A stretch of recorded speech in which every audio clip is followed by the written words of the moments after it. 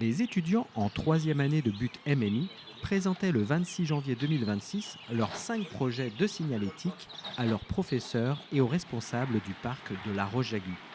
Une matinée pour éprouver in situ leur maquette.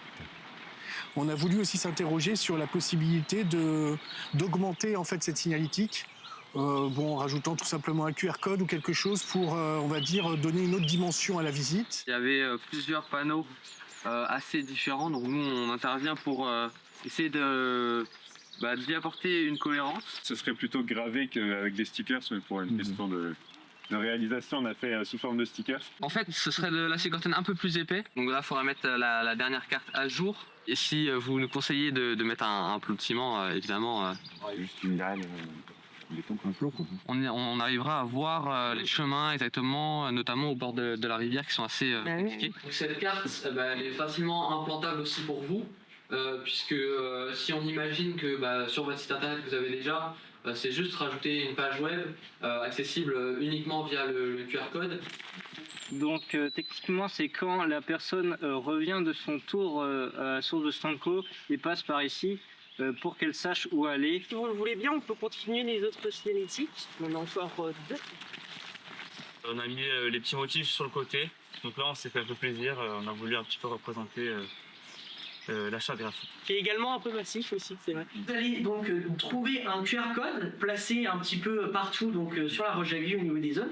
Vous allez pouvoir scanner et vous allez donc débloquer des zones et des faunes et flores. Par exemple, le martre des pins, la perche, l'iris des marais. Nous, on est plus parti sur un côté un peu modulable de nos panneaux signalétiques. Le principe, c'est, pour l'informationnel, d'avoir plusieurs petits cubes, plusieurs petits dispositifs de ce type-là, qui permet d'être interchangeables au fur et à mesure qu'on a les saisons. Peut-être qu'il y a certaines pentes qui poussent à d'autres endroits, etc. C'est le principe même, c'est vraiment le fait d'adapter la signalétique à l'environnement qui est donné. Et ce sera la même chose par exemple pour les panneaux de direction. C'est comme ça que ça a été fabriqué pour la maquette, mais faut aussi maintenant le bois, donc on a choisi du bois de bouleau qui du coup ça ressemble un peu plus comme ça, donc qui est plutôt clair, qui ressort quand même un peu du paysage. C'est une application qui serait téléchargeable par le tourneur. Donc imaginons que je l'ai téléchargé, j'arrive sur cette page qui me permet donc de photographier l'illustration. Donc il y a un petit cadre histoire que la photo respecte bien les dimensions de la gravure. Et donc voilà, l'objectif ce serait de compléter cette illustration. Oui. Messieurs, vous avez 10 minutes, on vous écoute. Ok, déjà bienvenue à la Palmeraie, on va vous présenter notre projet de signalétique.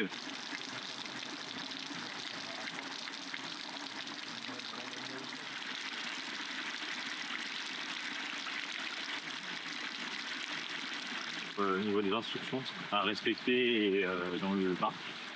Donc ici vous pourrez trouver que le chemin par exemple est interdit aux chevaux, il y a interdiction de camper dans le parc. Et sur cette page de traduction, on pourra aussi voir l'endroit sur lequel on se trouve sur la carte. Donc par exemple là pour la Palmeraie, on verra sur la Palmeraie. Donc on a des panneaux directionnels comme celui-ci. Et donc on a repris le code couleur sur la difficulté du chemin. On a également l'inclinaison de la pente qui est différente entre les deux versions. Il y a une troisième version qu'on n'a pas amenée ici parce qu'on n'en avait pas besoin dans ce cadre-là où là l'angle est plat et pour montrer un chemin plus simple. Et donc l'idée c'était d'avoir à reprendre le côté de feuilles pour l'esprit naturel du parc. On peut retrouver des plans avec du coup les couleurs des chemins qui correspondent à la difficulté. On peut défiler les photos selon les années. Normalement, c'est fait pour que ça corresponde parfaitement. Et puis ça rejoint une dimension qui est forte au département, de travailler sur les paysages. Et un atlas, j'ai dû vous en parler, un atlas des paysages qui a été fait par le département pour voir justement l'évolution sur le temps long des paysages à l'échelle des Côtes-d'Armor. C'est vrai qu'à la Roche-Jagu, on a aussi, en tant que jardinier paysagiste, ici, une notion de paysage importante, de l'évolution du paysage sur le temps long. C'est vrai, si on peut avoir ces archives-là, c'est peut-être intéressant. Et ce qui est intéressant aussi, c'est que ça amène le public à venir aussi sur toutes les périodes, sur toutes les saisons. Donc aussi en automne, en hiver, et de bien faire comprendre que le parc est ouvert non-stop et qu'on peut aussi bien s'y balader en hiver qu'en été. Ça, c'est intéressant.